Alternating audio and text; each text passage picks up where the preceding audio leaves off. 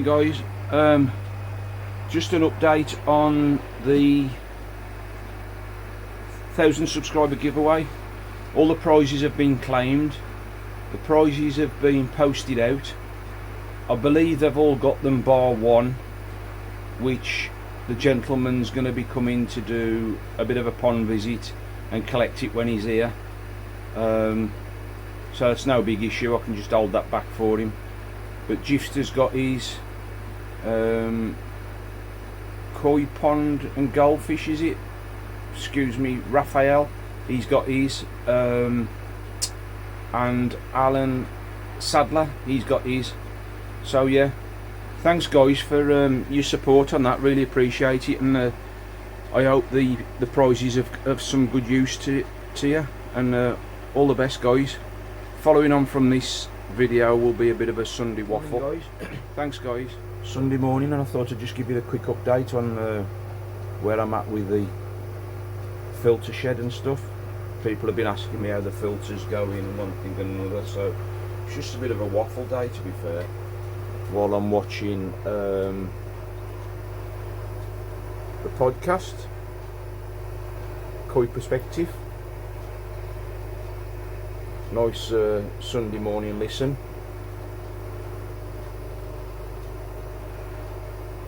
So yeah, I'm just waffling away in the filter shed today. So is it 5-6 weeks now the filter's been running? For those who don't know, I went with the Red Label Aqua King Smile. Absolutely cracking filter. To be fair, swapping it over wasn't that difficult. As you know, we had a Nexus 320 sitting here, and it hasn't, although it's a big unit, which it is, it hasn't taken much more room up than the Nexus, to be fair, and I have still got room to get around. As you know, I've changed the pipe work on the waist, and also I've put this platform on. No, it's not so I can reach the top of the filter.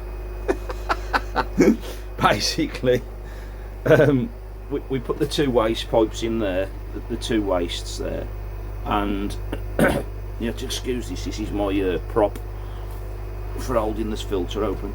So yeah, we put these two wastes in, as you know. Because I wasn't happy with the rubbers, we had to change this pipe work, as you know, which is a lot better now. But yeah, I put this platform in just to stop basically me kicking the pipe off, and yeah, it does help me reach the top of the filter. I'm only 3 foot nothing. So yeah, I'm vertically challenged, as you know.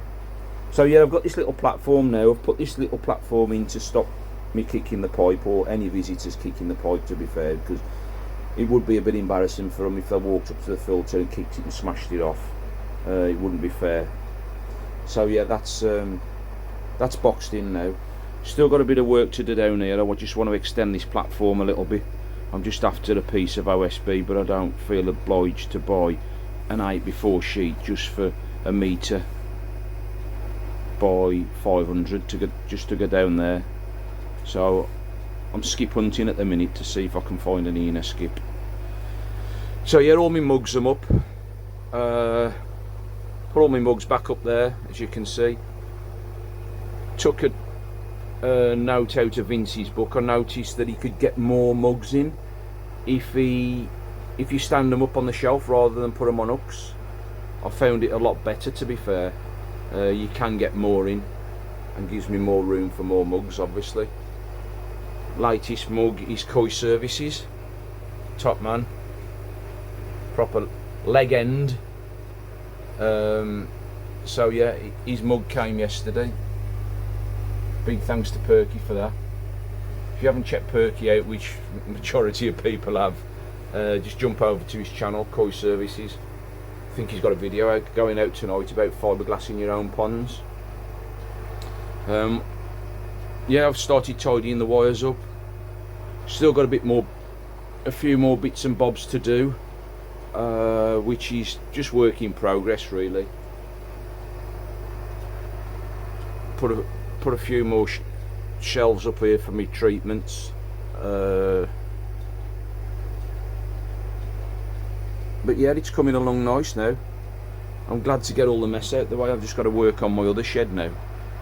The other shed's a bit of a dumping ground, to say the least. So I painted the shed out, but I painted it with well, it was grey, but it weren't the grey that I basically run out of paint when I originally painted the shed, and I'd got some grey Santex, and to be honest, I didn't like the colour, so I've painted it again. So it's had 2 coats of paint since this filter's been put in place. So I haven't looked in the filter today, because I wanted to see it in its raw. Following on from James's video the other day saying if you're buying a combi drum, don't expect them to be maintenance free, because that's quite true. Combi drums are not maintenance free. That's not the reason I bought a combi drum. The reason I bought a combi drum was because I was having to clean the Nexus every 2 days, and I just haven't got the time to keep doing that. Whereas the combi drum, yeah, you can leave it, you haven't got to clean it every week, you haven't got to clean it every month. Just as and when it gets dirty, you do get a bit of build up of muck. It's a fish toilet at the end of the day. You're gonna get the stragglers of muck in the filter. It's part and parcel of it, so you can't expect it to be.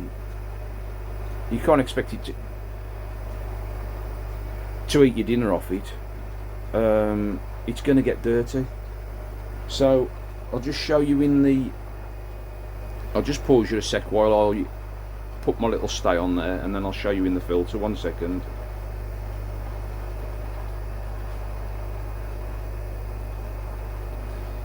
One second. I'll just put you down a second.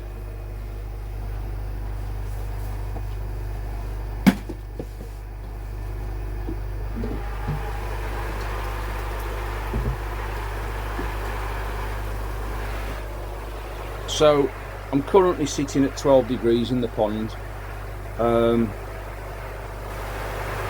Media's maturing nicely now, look, bubbling up nicely. It's really starting to tumble now. Got my jack matting in this end, and this is the oyster shells that I had in my Nexus.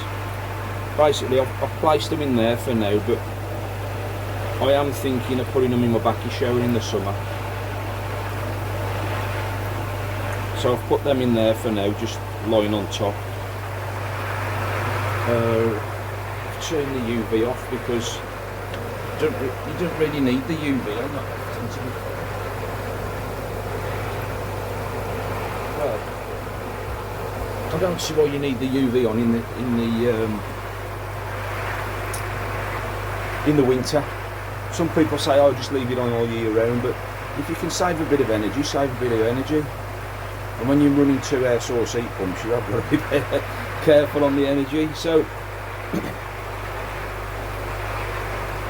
getting back to the cleanliness of the filter.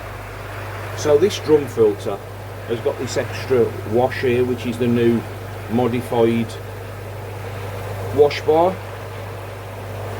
It's also got this pipe here on the red label, which has got 2 little jets that flushes the tray out. Now, as we were saying just, you're going to get some muck. You're still going to get a little bit of muck in the tray, although you've got these jets that blow down the sides. You are going to get that. At the end of the day, there's a lot of force off these jets, and when it's blowing the muck around, it's just going to spray everywhere, as you know. A bit like pebble dash in the toilet. Sorry for those that's eating the lunch. yeah, so that's where all this is coming from, and to be fair, I can deal with that. Getting back to the muck in the bottom of the, in this what we thought was a settlement chamber that we've been told no, I am getting a little bit of muck build up down the bottom, but in all fairness, I can handle that. All I do is kind of stir it up with my brush, and it gets sucked into the drum. Then it's no big issue, not a problem. As James says, when you get a drum or a combi filter, they're not maintenance free. Do expect to have to clean them. So yeah, that's running a treat, guys. I've got my little stay. What I am contemplating, I don't know if anybody's done it yet or not, or whether it's a bit OTT. First thing I thought of when I got this combi filter, might be one for Guido, to be fair, and I suppose at the end of the day it's down to expense, but if this lid has a gas struts on it, wow, be a game changer, really would. I know you're not supposed to keep going in the drum all the while, and obviously when it goes off it's going to be spraying everywhere, but if that had gas struts on it, it would save me having my mate do stay there. I'll just get that back down now, just in case the drum does go off. And a second. So yeah, that's working a treat, guys. Now, what I've done, I've been testing, based on the reviews. There's been some very good reviews, as you know. So Dawn's the one who does all the parameters and the checking of all my ammonia levels and everything else. She uses the Colombo test kit. I don't get involved with that side. I'll let Dawn deal with that. But she's been checking the parameters, and to be fair, they've been bob on. I've had no high levels on anything, to be fair, and I've been using the filter starter, Kickstarter from UK Koi Supplies, and whether it's due to the fact that I put 100 litres of LX13 in the pond to seed up for a few weeks before putting it into the filter, I don't know, or whether it is this, I can't guarantee, I don't know, but proof's in the pudding. I've been using this and all my levels are bob on. So I've been using the Kickstarter, and I've also been using the lactobacteria. Now you're going to say, well, you ain't used much of that lactobacteria, and the reason being is I've got the 1 litre tubs, and I've used 2 of those 1 litre, well, one and nearly two of the 1 litre tubs, but I have got that ready to rock and roll for the summer, because I will be using it as a weekly dose anyway. So yeah, guys, proof's in the pudding, or in the eating, whatever they say these days. I'm not going to eat this anyway, by the way. So yeah, James has had good results with that. Phil from Telford Koi Pond, he uses that and he's had good results, so I can only presume that that's what's been keeping my levels down, in all fairness. Oh, I shouldn't put that on there, I'm a bit anal with my lid scratching. I've got a cover for it that I put on when I'm not using it, when I'm not looking in there, so keep that off there. So yeah, guys, this is a bit of a Sunday morning waffle, to be fair, and just an update on where I am at with the filter shed and how the filter's running. So yeah, I'm really impressed with the Red Label drum. Is it bigger than I need? Probably, yeah. Can you be over filtered? Apparently not. I could have probably got away with the Happy, which is the smaller one, but you know what, I'm happy with what I got, and the proof's going to be in the pudding when I start lamping the food down the fish in the summer. What I have done, just as a bit of an improvement, and me being me, I just like things a bit tidier. So I've cut these plugs off. As I said in an earlier video, they were sticking out like that on the control panel, and to me it didn't look very tidy. So I've cut the plugs off, as you can see, and the UV had already got that one straight down. So basically I cut the plugs off and put 2 new plugs on, and as you can see, excuse the camera work, 1 second, sorry. As you can see, it's a lot tidier, a lot neater. So anybody who's got a red label drum who likes the cables nice and tidy, it's a bit of an improvement. Obviously you need to be a bit competent with your electrics, but at the end of the day it's changing a plug. It's only like putting a 3-pin plug on, but it's just a 2-pin plug. Still getting used to this gimbal. So yeah guys, that's a bit of an improvement on the way the cables lie. So guys, that's just a bit of Sunday morning waffling,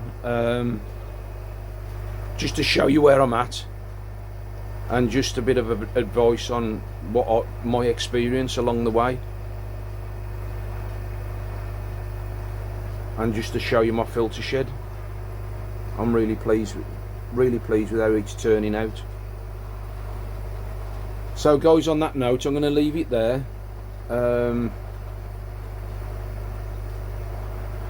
And I'll catch you on the next one, guys.